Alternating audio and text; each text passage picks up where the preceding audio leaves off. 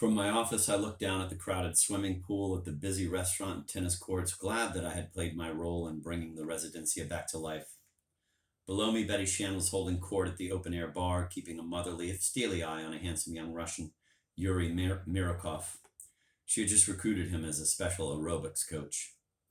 As she gazed at the scene around her like a silken cobra sated after digesting a succulent goat, I could almost see the accumulating cash totals flicker past her eyes. The Residencia was booming in every sense, an economy of cash, talent, and civic pride that showed no signs of overheating. Newly refurbished yachts and power cruisers crowded the marina, and Gunnar Anderson had recruited a full-time staff of mechanics to maintain the engines and navigation gear. The waterlogged hulk of the Halcyon still lay against its lighter, like the carcass of a forgotten whale lashed to the tinder of a factory ship, but was scarcely visible through the forest of gleaming masts. Members crowded the balcony outside my office, cheering on another carnival float, a presentation by the Rapid Response Group of the Residencia's security service. Together they enacted the arrest of two car thieves who had strayed down the coast from Fuengirola, expertly pinioning and handcuffing the startled youths. Yet among all this good humor, one long face remained, its severe expression unmoved by the festive air. As the thieves' fates were decided in a loudspeaker-born crackle of walkie-talkies and mobile phones, I noticed Paula Hamilton step onto the balcony. She wore a dark suit and white blouse and carried her doctor's valise. Glad to see her, I waved through my office windows, though with her disapproving and hangdog look, she more and more resembled a mendicant physician wandering through the kingdom of health in search of a single sick patient. At my urging, she had joined the sports club and would often swim in the early morning, slipping into the water as the last of the night's revelers drove from the car park. She practiced with helmet at the tennis courts, trying to control her unwieldy big elbowed game. Once I knocked up with her, but she played in such a lackluster way that I assumed she had joined the club for reasons of her own, perhaps keeping an eye open for any rival doctors on her turf. She watched from the balcony as the security tableau passed the cafe crowds, and smiled briefly when Bobby Crawford, in a borrowed Hawaiian shirt, sprang onto the float and mimed a drunken British lager lout.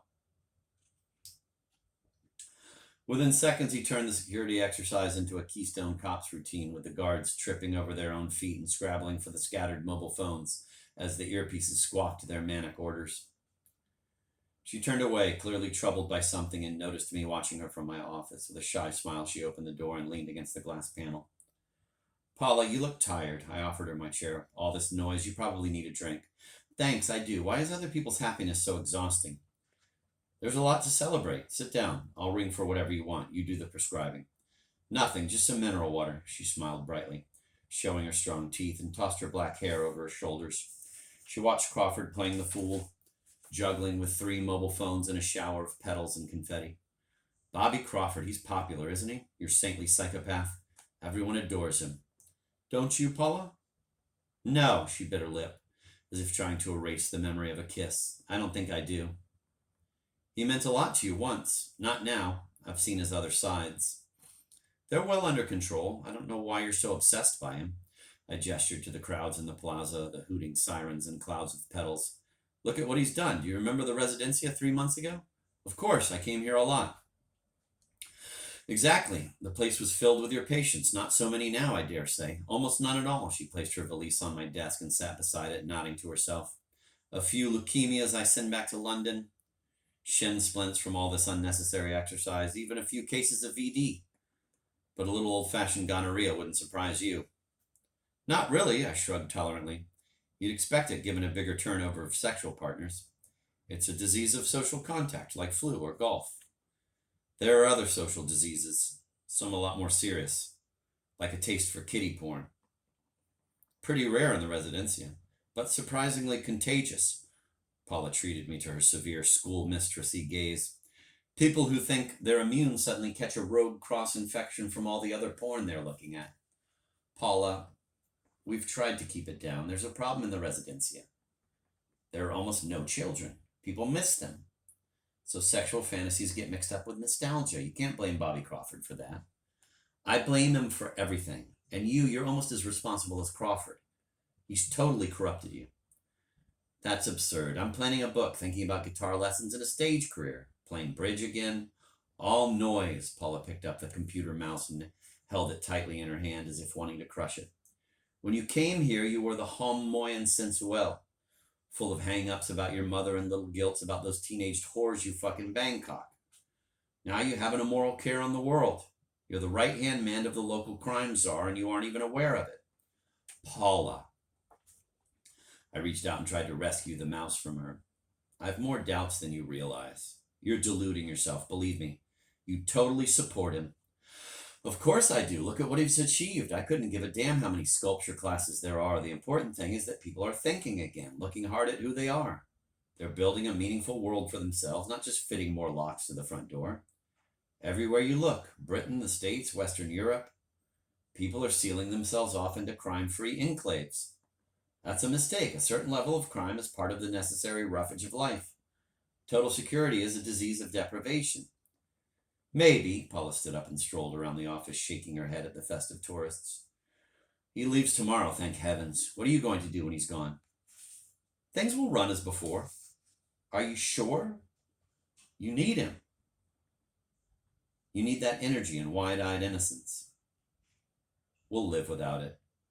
Once the carousel is spinning, it doesn't need all that much of a push to keep it moving. So you think.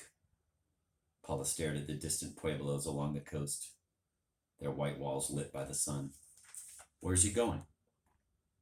Further down the beach, Kalahanda is a huge complex.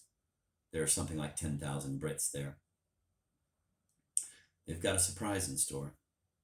So he's moving on, bringing cordon bleu and tango classes to the benighted people of the pueblos. He'll recruit another edgy wanderer like you, and at the snap of a few Polaroids, the poor man will see the light. She turned to face me. You'll be at Frank's trial tomorrow? Of course I will. That's why I came here. Are you sure? She sounded skeptical. He needs you. You haven't been even once to the jail in Malaga. Not once in nearly 4 months. Paula, I know. I tried to avoid her eyes. I should have been to see him. That guilty plea threw me. I felt he was trying to involve me in whatever troubled him. I wanted to crack the Hollinger case, and then Bobby Crawford came along. I felt a load off my shoulders. But Paula was no longer listening to me. She stepped to the window as the last of the floods arrived, bearing a mock sunset of pink roses on which was superimposed the end. A boisterous party was in progress on the float, and a dozen younger residents of the Costa Sol complex performed a dance medley to music played by a 3-piece band. Knees and elbows scissored through a few bars of the Charleston. Arms whirled in a 40s jitterbug. Hips gyrated through the twist.